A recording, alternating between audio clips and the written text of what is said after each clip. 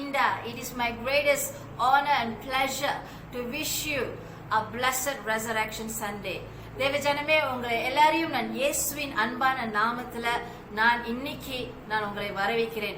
மீண்டுமாக உங்களை எல்லாரையும் இந்த ஸ்ட்ரீம்ல நான் பார்க்கிறதுக்கு, அப்படியாக நான் கனெக்ட் பண்றதுக்கு நான் ரொம்ப சந்தோஷப்படுகிறேன். Amen. Amen. We had a wonderful Good Friday service and many of us really enjoyed the relational session that we had in our freedom rooms. You know, I really want to thank God, and I'm so grateful to God that despite all the challenges and obstacles, you know, and barricades that we went through as a church, we still managed to come together as a body of Christ by using technology. Amen. Amen. On what is Resurrection Sunday? Resurrection Sunday என்றால் ஆண்டவர் இயேசு கிறிஸ்து அவரு உயிர் தெழுந்த நாளாக இருக்குது. ஆமென். ஆமென். ஆண்டவர் இயேசு கிறிஸ்து நம்மளுக்காக சிலுவையில மரித்து நம்மளுக்காக எல்லாவற்றையும் அவர் அந்த சிலுவையில நம்மளுக்காக செய்து முடித்த தேவனாக இருக்கிறார். ஆமென். இன்னைக்கு நீங்களும் நானும் வெற்றிகரமான வாழ்க்கை இன்னைக்கு வாழ முடியும்னா it's because of Jesus Christ. Amen. No one, church, no one can ever love you more than Jesus Christ. Amen. He gave his life, he laid his life down for you and I. Amen. Amen. ஆண்டவர் இயேசு கிறிஸ்து அந்த சிலுவையில மரித்தார். மூன்றாவது நாள் அவரு மரணத்திலிருந்து அவர் எழுந்த தேவனாக இருக்கிறார். ஆண்டவர் இயேசு கிறிஸ்து மெய்யான தேவனாக இருக்கிறார். அவரு வல்லமை உள்ள தேவனாக இருக்கிறார். உயிர் தெழுந்த தேவனாக இருக்கிறார். தேவஜனமே, இந்த வானத்தையும் பூமியும் படைத்த தேவன் நம்மளோட தேவனாக இருக்கிறார். Amen. The God who created the heavens and the earth, the living God is our God. Amen. Amen. On this Sunday, you know, on this beautiful Sunday, in this precious time, I'm not going to share the word, but we are going to have Pastor Joseph Navin in our midst from Chennai, India, who will be sharing the word of the Lord in our midst. But before that, church, தேவஜனமே, நம்ம அப்படியாக நம்ம எங்க இருந்தாலும் சரி, come on, let's just raise our hand and say thank you, Father. Thank you, Father. Come on, just let's lift up the banner of praise, and let's lift up the banner of thanksgiving with a heart of gratefulness all over the place. You can be watching this from your hall, from your bedroom, from your workplace. You know, you can be doing anything at the moment right now. But come on, just lift up your hand, or just put your hands on your heart and say, Father, thank you, thank you. Amen. Church, the Lord will always lead us in victory. Amen. The book of 2 Corinthians, I want to encourage you with two scriptures from the book of 2 Corinthians chapter 2 verses 14 states that, now thanks be to God who always leads us in triumph in Christ, and through us diffuses the fragrance of his knowledge in every place. Amen. Amen, church. Now thanks be to God who always leads us in triumph in Christ. Amen. God always leads us in victory. God always leads us in victory. Amen. In Christ Jesus. Amen. And he will use us the Father will use us to spread the knowledge of his Son Jesus Christ everywhere like a sweet perfume. Let this be our heart's passion. Just let this be our heart's desire, that God the Father will use us to spread the knowledge and to spread the gospel of Jesus Christ everywhere like a sweet perfume. Amen. கிறிஸ்துவுக்குள் எப்பொழுதுமே பிதாவாக தேவனாக கர்த்தர் நம்மள வெற்றிக்குள்ள நடத்துகிற தேவனாக அவர் இருக்கிறார். Amen. Church, another thing I want to encourage you today is God does not only lead us in victory, but I want you to know that with the resurrection of Jesus Christ, he has blessed us with every spiritual blessing. Amen. Amen. When Jesus died on the cross, Jesus said it is finished. Jesus bore our sins. Jesus bore our iniquities, our transgressions, everything on the cross of Calvary. He took away our shame, our pain, our sicknesses. Our chains are broken. Our bondages have no more effect or power upon us. It's because of the finished work of Jesus Christ on the cross. Amen. And God has blessed us with every spiritual blessing. You know, if you read from the book of Ephesians chapter 1 verses 3, it says, "Blessed be the God and Father of our Lord Jesus Christ, who has blessed us with every spiritual blessing in the heavenly places in Christ." Amen. Amen. நம்முடைய கர்த்தராகிய இயேசு கிறிஸ்துவின் பிதாவாகிய தேவனுக்கு ஸ்தோத்திரம். அவர் கிறிஸ்துவுக்குள் உன்னதங்களிலே ஆவிக்குரிய சகல ஆசீர்வாதத்தினாலும் நம்மை ஆசீர்வதித்திருக்கிறார். Amen. Amen. Glory to the Father. Glory to Jesus. Thank you, Lord. You know, the Lord has blessed us with every spiritual blessing in the heavenly places because we are united with Christ. Amen. Today, church, remember that God is a God who always will lead us in victory in Christ, and He has also blessed us with every spiritual blessing in the heavenly places. You and I are a victorious people. You and I are a blessed people. நீங்களும் நானும் ஒரு வெற்றிகரமான ஒரு ஜனமாக இருக்கிறோம். நீங்களும் நானும் எல்லா ஆவிக்குரிய ஆசீர்வாதங்களிலும் ஆசீர்வதிக்கப்பட்ட ஜனங்களாக இருக்கிறோம். Amen. Amen, church. Okay, church, stay tuned. I love you so much. You know, I pray that God will minister to you. Come on, just open up your hearts and receive in your spirit, man, the word of God that is going to be brought to you and be preached to you by Pastor Joseph Naveen. Amen. I'll see you at the end of this video stream. Take care, church. See you. இயேசு கிறிஸ்துவின் நாமத்தில் உங்களை நான் வாழ்த்தி ஆசீர்வதிக்கிறேன். I want to wish you, each and every one of you and your family and your church, a blessed Resurrection Sunday.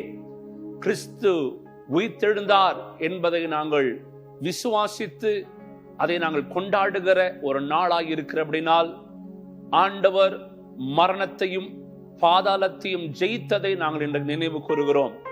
கர்த்தர் தாமே இந்த வார்த்தைகள் மூலமாய் நம்மை இன்றைக்கு ஆசீர்வதிப்பாராக. I want to share the word of God on the Resurrection Sunday. I believe this word will bless you.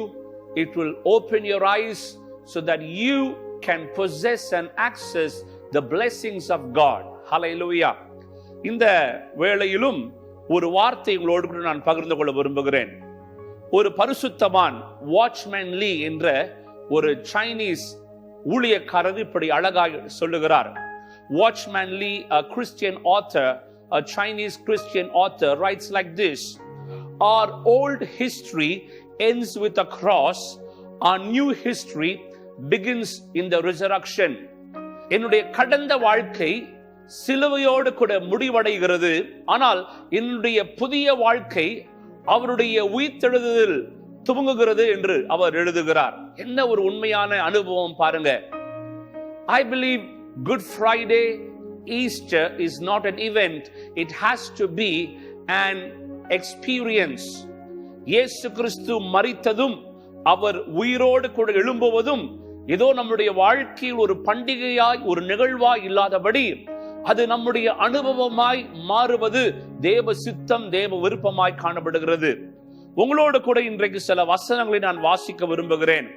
ஒருவேளை இயேசு கிறிஸ்து உயிரோடு கூட எழும்பாவிட்டால் என்ன நடந்திருக்கும்? What if Jesus wouldn't have been resurrected? That is a dangerous, that is a very scary question. அது ஒரு பயங்கரமான பயமுறுத்துகிற கேள்விதான். What if Jesus wouldn't have raised from the dead? Let's turn our Bibles to 1 Corinthians chapter 15. 1 கொரிந்தியர் 15ஆம் அதிகாரம் 14 வசனத்திலிருந்து ஒவ்வொன்றாய் நாம் வாசிக்க கேட்போம். கிறிஸ்து உயிரோடு கூட எழும்பவில்லை என்றால் நம்முடைய நிலைமை என்னவா இருந்திருக்கும் என்று கொஞ்சம் சிந்தித்து பார்ப்போம். What if Jesus wouldn't have been resurrected? This would have been our state. But thank God he is not dead, he is alive. கர்த்தருக்கு ஸ்தோத்திரம். அவர் மரித்தார், ஆனால் 3ஆம் நாள் உயிரோடு கூட எழும்பினார் என்பதை நாங்கள் விசுவாசித்திருக்கிறோம், அறிந்திருக்கிறோம். அது என்ன ஒரு பாக்கியம் பாருங்க. வாசிக்க கேட்போம். 14வது வசனம். கிறிஸ்து எழுந்திருக்கவில்லை என்றால் எங்கள் பிரசங்கமும் விருதா, நம்முடைய பிரசங்கமும் விருதா, உங்கள் விசுவாசமும் விருதா, நம்முடைய விசுவாசம் விருதா. யோசித்து பாருங்க, இயேசு கிறிஸ்து உயிரோடு கூட எழும்பவில்லை என்றால் நம்முடைய பிரசங்கம் விருதா. Our preaching is in vain, our faith is in vain. நம்முடைய விசுவாசம் விருதாவாய் காணப்படும். ஹல்லேலூயா. கர்த்தர் இயேசு உயிரோடு எழுந்திருக்கிறார். ஆகையால் நம்முடைய பிரசங்கம் விருதாவாய் போகவில்லை, நம்முடைய நம்பிக்கை நம்முடைய விசுவாசம் விருதாவாய் போகவில்லை. Our preaching is not in vain, our faith is not in vain. Let's listen to 15.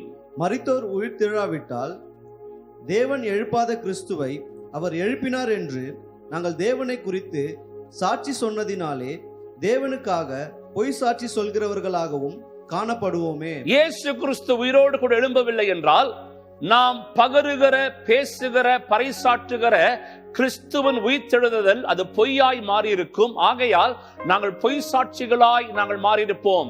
We would have been false witness proclaiming the resurrection of Jesus if Jesus wouldn't have raised from the dead. நாங்கள் பொய் சாட்சிகளாய் மாறியிருப்போம். ஆனால் நீங்களும் நானும் பொய் சாட்சிகள் அல்ல, நாங்கள் மெய் சாட்சிகளாய் இருக்கிறோம். ஏனென்றால் கிறிஸ்து உயிரோடு கூட 3ஆம் நாள் மரணத்தை ஜெயித்து எழும்பி இருக்கிறார். 17வது வசனத்தை வாசிக்க கேட்போம். கிறிஸ்து எழுந்திராவிட்டால் உங்கள் விசுவாசம் வீணாயிருக்கும், நீங்கள் இன்னும் உங்கள் பாவங்களில் இருப்பீர்கள். யோசித்து பாருங்க, இயேசு கிறிஸ்து உயிரோடு கூட எழும்பாவிட்டால் இன்றைக்கும் நாங்கள் பாவத்தில் மரித்து போயிருந்திருப்போம். ஆனால் இயேசு உயிரோடு கூட எழும்பி இருக்கிறபடினால் நாங்கள் பாவத்தில் மரிக்கவில்லை, நாங்கள் நீதிக்கு பிழைத்திருக்கிறோம். நமக்கு ஒரு புதிய வாழ்க்கை, ஒரு பரிசுத்த வாழ்க்கையை இயேசு தன்னுடைய உயிர்த்தெழுதல் நிமித்தம் உங்களுக்கும் எனக்கும் கொடுத்திருக்கிறார். Hallelujah. We are not dead in sin, but we are resurrected. We have a new life, we have a new birth, we have the holiness and the righteousness of God because Jesus Christ rose again from the dead. எடுத்து வாசிப்போம். 18வது வசனத்தை வாசிக்க கேட்போம். கிறிஸ்துவுக்குள் நித்திரை அடைந்தவர்களும் கெட்டிருப்பார்களே. பாருங்க, இயேசு கிறிஸ்து உயிரோடு கூட எழும்பவில்லை என்றால் கிறிஸ்துவுக்குள் மரித்திருக்கிறவர்கள் அவர்கள் கெட்டு போயிருப்பார்கள். The one who have been dead in Christ, they would have perished. ஆனால் இன்றைக்கு நான் சொல்ல விரும்புகிறேன், கிறிஸ்துவுக்குள் மரித்தவர்கள் கெட்டு போகவில்லை, அவர்கள் இயேசுவுடனே கூட ஜீவனோடு கூட இருக்கிறார்கள். Hallelujah. Because Jesus rose again, the dead in Christ have not been perished, but they will rise again in glory. Because that is our faith and that is our perfected salvation. அதுதான் கிறிஸ்து இயேசுவுக்குள் நமக்கு கொடுத்திருக்கிற பூரணமான ரட்சிப்பு. என்ன? கிறிஸ்துவுக்குள் மரித்தவர்கள் மறுபடியும் எழும்புவார்கள், அவர்கள் உயிரோடு கூட இருப்பார்கள். ஹல்லேலூயா. இயேசு ஒருவேளை இல்லை என்றால், இயேசு ஒருவேளை உயிரோடு எழும்பவில்லை என்றால் கிறிஸ்துவுக்குள் மரித்தவர்கள் கெட்டு போயிருப்பார்கள். ஆனால் நமக்கு நம்பிக்கை இருக்கிறது. நம்மை நேசித்தவர்கள் ஒருவேளை கிறிஸ்துவுக்குள் மரித்திருந்தார்கள் என்றால் அவர்கள் கெட்டு போகவில்லை, அவர்கள் ஜீவனோடு கூட உயிரோடு கூட இருக்கிறார்கள். அதுதான் நம்முடைய நம்பிக்கை. 19வது வசனத்தை வாசிக்க கேட்போம். இம்மைக்கு மாத்திரம் நம் கிறிஸ்துவின் மேல் நம்பிக்கை உள்ளவர்களாய் இருந்தால் எல்லா மனுஷர்களிலும் பரிதபிக்கப்படத்தக்கவர்களாய் இருப்போம். If Jesus Christ wouldn't have been raised, we are most pitiable people in the world. நாம் பரிதபிக்கப்பட்ட ஜனக்கூட்டமாக இருந்திருப்போம். பாருங்க. ஹல்லேலூயா. ஆனா நீங்களும் நானும் பரிதபிக்கப்பட்ட ஜனக்கூட்டமாய் அல்ல, ஒரு ஜெயத்தின் கூட்டமாக, we are a victory people. We are more than conquerors. நாம் ஜெயம் எடுத்திருக்கிற ஒரு கூட்டம், நாங்கள் மகிமையை சுதந்தரிக்கிற ஒரு கூட்டமாய் கிறிஸ்து இயேசு உயிரோடு கூட எழும்பினபடினால் நாங்கள் பரிதபிக்கப்பட்ட கூட்டமாய் இல்லாதபடி. We are not pitiable people, but we are glorified, we are exalted, we are victorious people because of the resurrection of Jesus Christ. என்ன ஒரு நம்பிக்கை நமக்குள். ஹல்லேலூயா. சில வசனங்களை உங்களோடு கூட 5 விதமான காரியங்களை உங்களோடு கூட பகிர்ந்து கொண்டு இன்றைக்கு என்னுடைய செய்தியை முடிக்க விரும்புகிறேன். இயேசு கிறிஸ்து மரணத்தை ஜெயித்து பாதாளத்தை வென்றபடினால் நமக்கு உண்டான 5 ஆசீர்வாதங்களை குறித்து உங்களோடு கூட பேச விரும்புகிறேன். 5 evidential blessings that we have because of the resurrection of Jesus Christ. முதலாவது ஆசீர்வாதம், God raised Jesus from the dead to give you and me repentance. பிதாவானவர் இயேசுவை உயிரோடு கூட எழுப்பினார். எதற்கு? உங்களுக்கும் எனக்கும் பாவ மன்னிப்பை கொடுக்கும்படி. ஹல்லேலூயா. எடுத்து வாசிப்போம். அப்போஸ்தல புத்தகம் 5ஆம் அதிகாரம் 30-31. The book of Acts chapter 5 verses 30 and 31. நீங்கள் மரத்திலே தூக்கி கொலை செய்த இயேசுவை தம்முடைய பிதாக்களின் தேவன் எழுப்பி இஸ்ரவேலுக்கு மனம் திரும்புதலையும் ஏன் பிதாவானவர் இயேசுவை உயிரோடு கூட எழுப்பினாரா? அவர்கள் சிலுவையில் அவரை அறைந்தது உண்மை, அவரை அடக்கம் செய்தது உண்மை. ஆனால் ஆண்டவர் இயேசுவை 3ஆம் நாள் உயிரோடு கூட எழுப்பினார். ஏன்?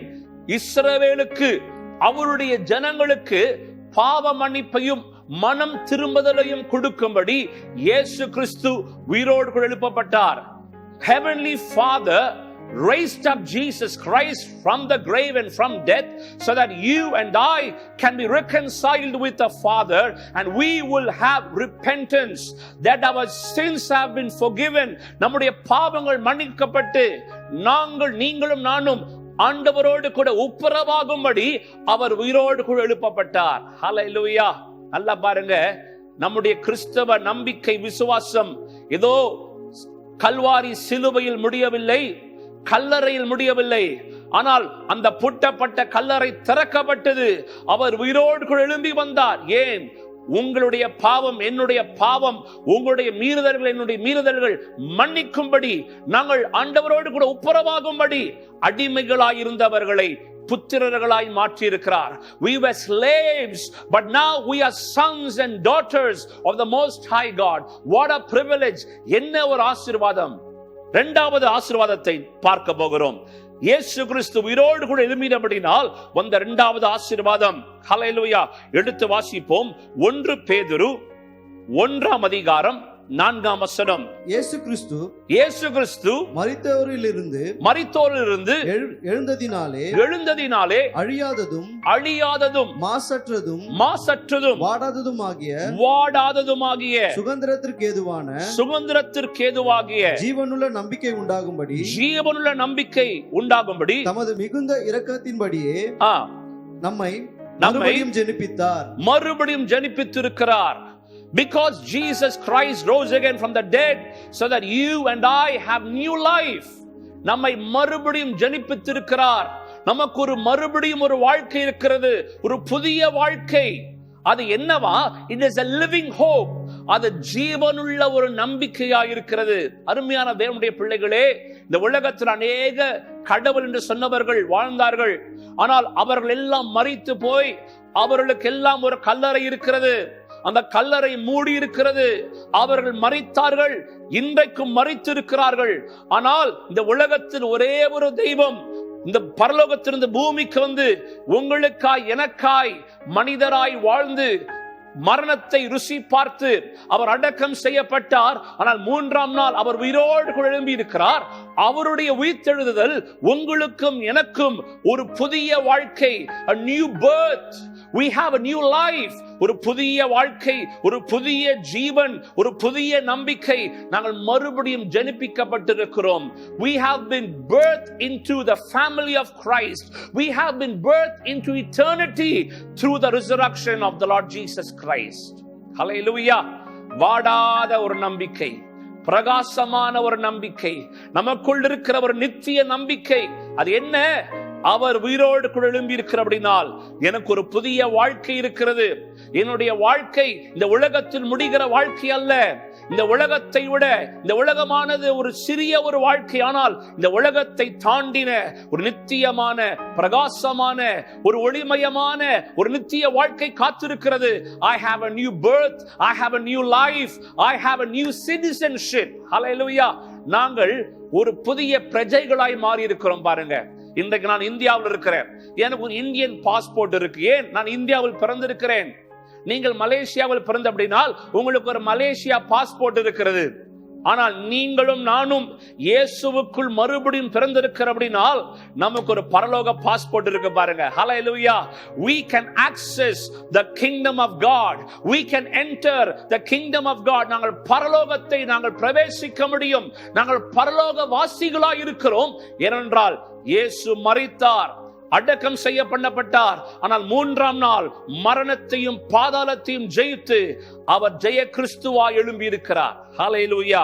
3வது நமக்கு ஒரு ஆசீர்வாதம் இருக்கிறது. இயேசு உயிரோடு கூட எழும்பினபடினால் அது என்னன்னு வாசிப்போம். ரோமரின் புத்தகம் 4ஆம் அதிகாரம் 25ஆம் வசனம். அவர் நம்முடைய பாவங்களுக்காக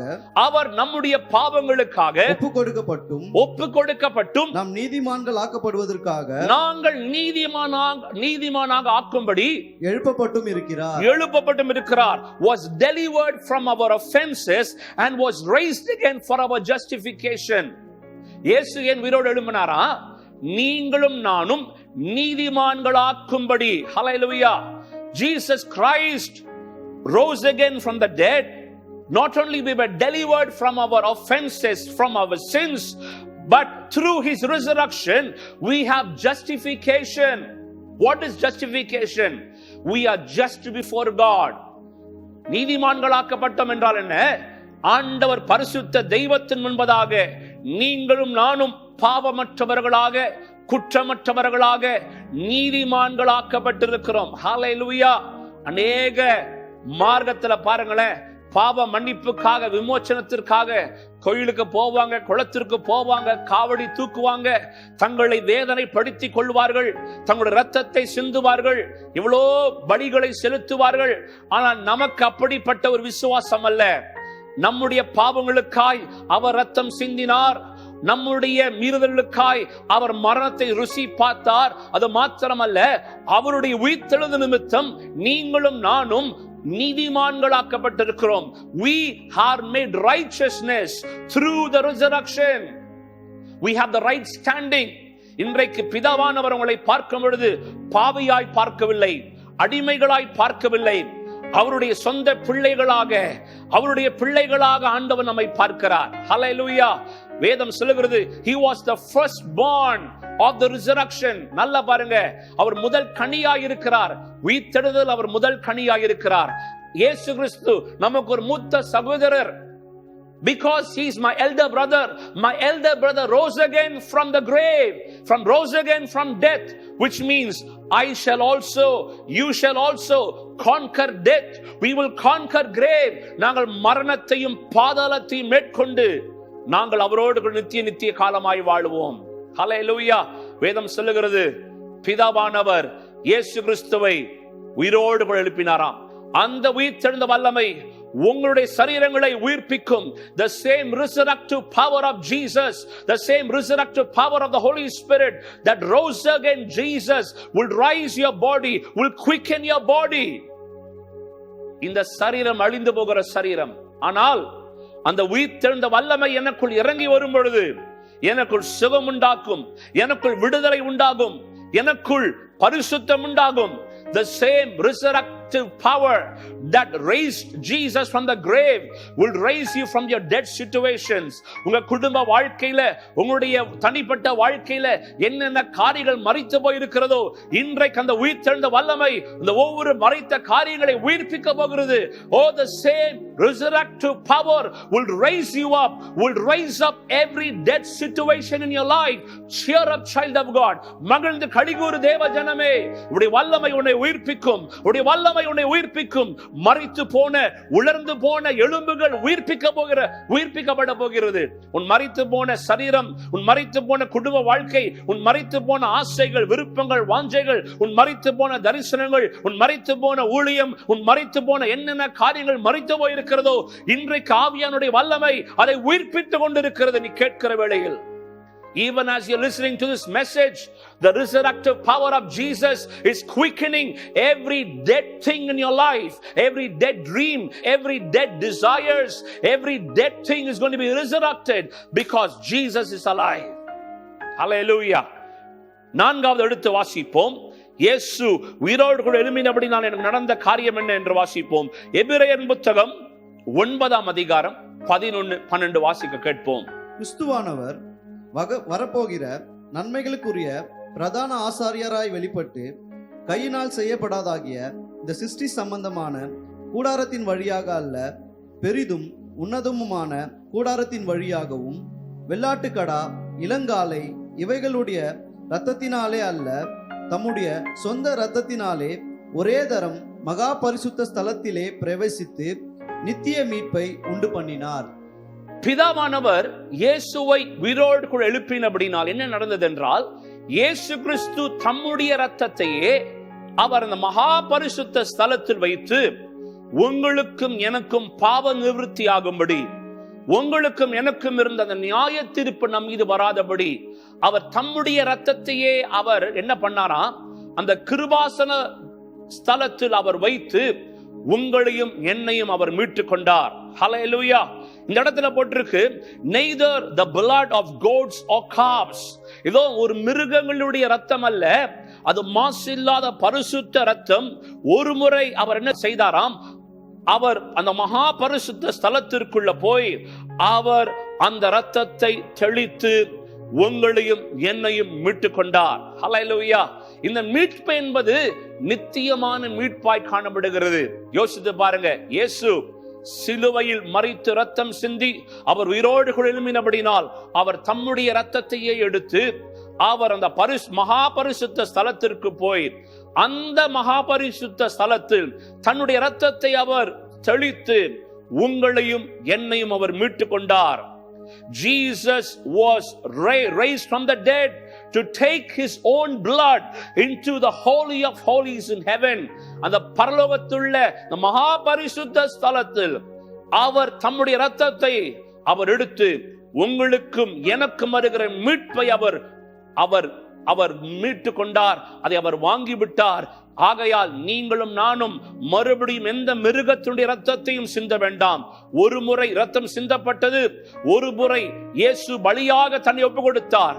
அவர் உயிர்த்தெழுந்ததினாலே அந்த மகா பரிசுத்த ஸ்தலத்திற்குள் போய் தன்னுடைய இரத்தத்தையே அவர் தியாகமாய் கொடுத்தார். அந்த இரத்தம் தெளிக்கப்பட்டபடினால் நீங்களும் நானும் மீட்கப்பட்டிருக்கிறோம். அந்த ஐந்தாவது காரியத்தை நாம் வாசிக்க கேட்போம். என்னவென்றால், Jesus was raised from the dead so that he can become your high priest in heaven. அவர் உயிரோடு கூட எழும்பினபடினால் அவர் பரலோகத்தில் உங்களுக்கும் எனக்கும் சார்பாக அவர் பிரதான ஆசாரியராய் இருக்கிறார். He is your high priest, he is my high priest in heaven. நாம் எடுத்து வாசிப்போம். ரோமரின் புத்தகம் 8ஆம் அதிகாரம் 34ஆம் வசனம். ஆக்கினைக்குள்ளாக தீர்க்கிறவன் யார்? ஆக்கினைக்குள்ளாக தீர்க்கிறவன் யார்? கிறிஸ்துவே மரித்தவர். நல்லா பாருங்க, கிறிஸ்துவே மரித்தவர், அவரே எழுந்தும் இருக்கிறவர், அவரே எழுந்தும் இருக்கிறார், அவரே தேவனுடைய வலது பிரயாசத்தில் இருக்கிறவர், அவரே தேவனுடைய வலது பாசத்தில் வீற்றிருக்கிறவர், நமக்காக வேண்டுதல் செய்கிறவரும் அவரே, நமக்காக வேண்டுதல் செய்கிறவரும் அவரே. It is Christ that died, yea rather that is risen again, who is even at the right hand of God in heaven, who also maketh intercession for us. Hallelujah. அவர் மரித்தார், அவர் உயிரோடு எழும்பினார். எழும்பி என்ன செய்கிறார்? பிதாவின் வலது பாசத்தில், the right hand of the Father, he is praying for you and for me. அவர் உங்களுக்காக எனக்காக அவர் மன்றாடி கொண்டிருக்கிறார், அவர் பரிந்து பேசிக் கொண்டிருக்கிறார். Hallelujah. Church, you have a prayer warrior in heaven who is praying for you, for your family and for your church. நமக்காக ஒரு ஜெப வீரர், நமக்காக ஒரு பரிந்து பேசுகிறவர் பரலோகத்தில் நமக்காய் ஜெபித்து கொண்டிருக்கிறார். Hallelujah. நமக்காய் ஒரு பிரதான ஆசாரியராய் பிதாவின் முன்பதாக அவர் உங்களுக்காய் எனக்காய் அவர் பரிந்து பேசிக் கொண்டிருக்கிறார். இதுதான் அவருடைய உயிர்த்தெழுதலின் கடைசி ஆசீர்வாதம். பாருங்க, because he rose again from the dead, because he rose again from the grave, he is a high priest in heaven, he's interceding for you and for me. What a great privilege to serve a wonderful God. 5 ஆசீர்வாதங்களை பார்த்தோம். முதலாவது, அவர் உயிர்த்தெழுந்தார். எதற்காக? என் பாவங்கள் மன்னிக்கப்பட்டு நான் ஒப்புரவாகும்படி. இரண்டாவது, எனக்கு ஒரு பிறவி, ஒரு ஜனப்பிப்பு எனக்கு அவர் கொடுத்தார். He gave me a new birth and a new life. மூன்றாவது, I was justified because of his resurrection. நான் நீதிமானாக்கப்பட்டிருக்கிறேன். நான் அடிமையாய் இல்லை, இன்றைக்கு நான் புத்திரராய் நான் அவரை அப்பா பிதாவே என்று கூப்பிடுகிற ஸ்லாக்கியத்தை அவர் கொடுத்திருக்கிறார். நான்காவது, அவருடைய சொந்த இரத்தத்தை அவர் அந்த மகா பரிசுத்த ஸ்தலத்திற்கு போய் அவர் சிந்தினபடினால் உன்னுடைய பாவங்கள், என்னுடைய பாவங்கள், நம்முடைய மீறுதல்கள் முழுமையாய் நம்மை மன்னித்து விடுவித்து இருக்கிறார். மூன்றாவது, அவர் பரலோகத்தில் அவர் பிரதான ஆசாரியராய் உங்களுக்கும் எனக்கும் ஒரு பரிந்து பேசிக் கொண்டிருக்கிறார். He is interceding for you and for me as a high priest in heaven. Hallelujah. இன்றைக்கு வேதம் சொல்லுகிறது, கிறிஸ்து இயேசுவை உயிர்ப்பித்த அந்த உயிரோடு கூட எழுப்பின அந்த வல்லமை உங்களுடைய சரீரங்களுக்குள், உங்களுடைய சாவுக்கு ஏதுவான சரீரங்களை அது உயிர்ப்பிக்கும். ஹல்லேலூயா. இந்த சரீரம் என்னமா? சாவுக்கு ஏதுவான சரீரம். ஆனால் இந்த சாவுக்கு ஏதுவான சரீரத்தை அந்த உயிர்த்தெழுந்த வல்லமை உயிர்ப்பிக்கும். இன்றைக்கு உங்களை பார்த்து சொல்ல விரும்புகிறேன், உங்க வாழ்க்கையில என்னென்ன முடிந்தது என்று நினைக்கிறீர்களோ அந்த உயிர்த்தெழுந்த வல்லமை மறுபடியும் உயிர்ப்பிக்க போகிறது. Whatever you thought it is an end, it is over. My God is beginning right now. There is a brand new beginning. ஒரு புதிய துவக்கத்தை இன்றைக்கு கர்த்தர் உங்களுக்கு, உங்க குடும்பத்திற்கு, உங்க சபைக்கு தர விரும்புகிறார். ஹல்லேலூயா. எல்லாரும் இருக்கிற இடத்துல கண்களை மூடி கரங்களை உயர்த்தி ஜெபம் பண்ணுங்க பார்க்கலாம். எல்லாரும் இருக்கிற இடத்துல கண்களை மூடி கரங்களை உயர்த்தி ஆண்டவரை பார்த்து சொல்லுங்க, ஆண்டவரே எனக்காக மரித்தீர், நீர் மரித்தபடினால் நான் மரித்தேன். ஆனால் நீர் உயிரோடு கூட எழும்பினபடினால் நானும் உயிரோடு கூட எழுப்பப்பட்டிருக்கிறேன். Because he rose again, you shall also, நீங்களும் உயிரோடு கூட எழுப்பப்படுவீர்கள். ஏன் தெரியுமா? அவர் நம்முடைய சார்பாக மரித்தார், நம்முடைய சார்பாக அவர் உயிரோடு எழுப்பப்பட்டார். அருமையான தேவனுடைய ஜனமே, கரங்களை உயர்த்தி நான் விசுவாசிக்கிறேன், இந்த உயிர்த்தெழுதல் மட்டும் இல்லை என்றால் நம்முடைய விசுவாசம் விருதாவாய் போய்விடும். If we don't have the resurrection of Jesus, we are pitiable people. There is no hope for our future. But today I want to tell you, there is hope for you. There is a new beginning. There is a brand new future in the name of Jesus. கரங்களை உயர்த்தி எல்லாரும் ஆவியில் நிரம்பி ஜெபம் பண்ணுங்க பார்க்கலாம். நன்றியோடு உம்மை துதிக்கிறோம் ஆண்டவரே. இப்பொழுது உம்மை துதிக்கும் பொழுது உம்முடைய வல்லமை இறங்கி வருவதாக. உம்முடைய உயிர்த்தெழுந்த வல்லமை, எந்த ஆவியானுடைய வல்லமை இயேசு கிறிஸ்துவை மரணத்திலிருந்து, அந்த பாதாளத்திலிருந்து உயிரோடு எழுப்பினதோ அதே வல்லமை உங்க சரீரத்துக்குள் இறங்கி வருவதாக. The same power, the same glory, the same anointing shall come upon your body right now in the name of Jesus. Every sickness be healed, every bondage be healed, every addiction be loosed in Jesus name. இயேசுவின் நாமத்தினாலே எல்லா அடிமைத்தனத்தின் ஆவியை கட்டவிழ்க்கிறேன். இயேசுவின் நாமத்தினாலே, இயேசுவின் நாமத்தினாலே வியாதிகள் சுகமாகட்டும். அடைக்கப்பட்ட வாசல்கள் திறக்கப்படுவதாக. இயேசுவின் நாமத்தினாலே என்னென்ன காரியங்கள் மரித்து போய் காணப்படுகிறதோ, என்னென்ன காரியங்கள் இனி இது நடக்காது, இனி இது மாறாது, என் வாழ்க்கை இவ்வளவுதான் என நினைத்திருக்கிறவர்களுடைய வாழ்க்கையில உம்முடைய உயிர்த்தெழுந்த கரம் நீட்டப்படுவதாக, உம்முடைய ஆணி பாய்ந்த கரம் நீட்டப்படுவதாக. என்னென்ன காரியங்கள் முடிந்தது என்று சொல்லியிருக்கிறார்களோ கர்த்தர் மறுபடியும் ஒரு புதிய துவக்கத்தை தருவீராக. இயேசுவின் நாமத்தினாலே this is a festival of a new beginning. நமக்கு ஒரு கொண்டாட்டம் இருக்கிறது. அது என்ன கொண்டாட்டம்? எனக்கு ஒரு புதிய துவக்கத்தை என் ஆண்டவர் வைத்திருக்கிறார். In the name of Jesus, I prophesy a new beginning into your family. I prophesy a new beginning into your life. இயேசுவின் நாமத்தினாலே உன் வாழ்க்கையில புதிய துவக்கங்கள் உண்டாகட்டும். இதோ நான் சகலத்தையும் புதிதாக்குகிறேன். கர்த்தருடைய வல்லமை உன் வீட்டிற்குள், உன் அறைக்குள் இறங்கி வருவதாக. Thank you Lord. Thank you Lord. மருந்தால், மாத்திரையால் சுகமாகாத வியாதிகள் இப்பொழுது சுகமாகட்டும் என்று கட்டளை கொடுக்கிறேன்.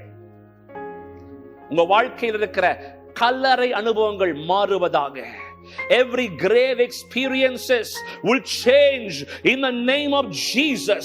In the mighty name of Jesus, I release the anointing right now. Thank you Lord. ஆண்டவரே, நீர் எங்களுக்காய் மரித்தீர், எங்களுக்காய் உயிரோடு எழும்பினீர், எங்களுக்காய் மறுபடியும் வரப்போகிறீர். இந்த நாளுக்காய் நாங்கள் காத்திருக்கிறோம். உம்முடைய மனவாட்டியை ஆயத்தப்படுத்துவீராக, உம்முடைய ஜனங்களை ஆசீர்வதிப்பீராக.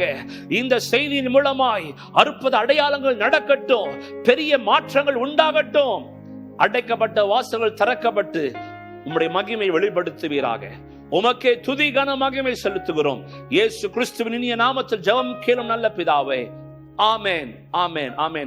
God bless you. Have a blessed Resurrection Sunday. God bless you. New beginnings ahead of you. March into your new life. The resurrection power of God is upon you, upon your family, upon your church. Shalom. Hi church, it's good to see you again.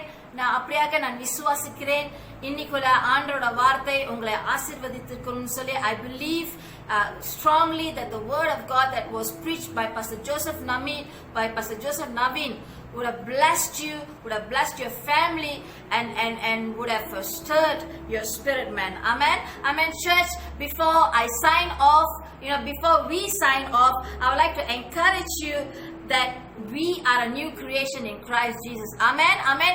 As we take this day to celebrate Jesus, as we take this day to remember Jesus and his goodness and his faithfulness and his victory and his resurrection, always know that anyone who is in Christ is a new creation. Amen. The book of 2 Corinthians chapter 5 verse 17 says that, therefore, if anyone is in Christ, he is a new creation.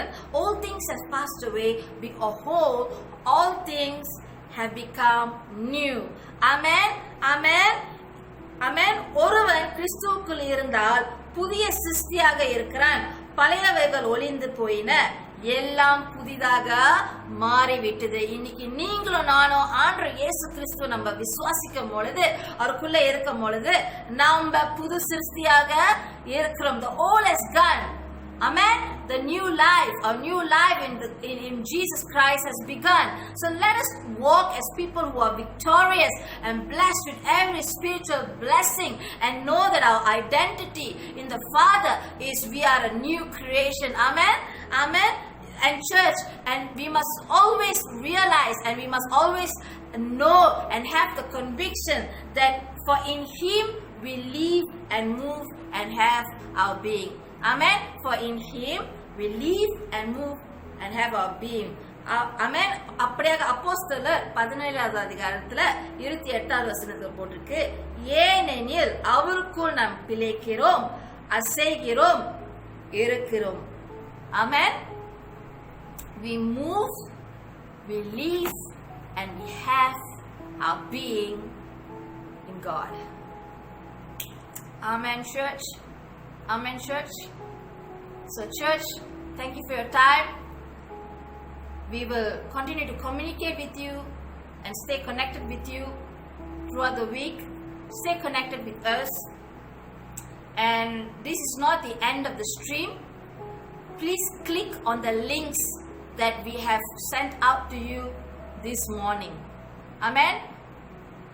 We will see you in the freedom rooms, and we are ready to listen to you, to pray for you, to counsel you, to believe God with you, to journey with you as you journey through life. Amen. Amen. We will be waiting for you in our freedom rooms. So do click the link and come and join us. I'll be waiting there for you. Take care, church. Have a great week. Jesus loves you so much. God bless you and God bless your family. Have a blessed Sunday. I'll see you next weekend. We love you, church. Take care.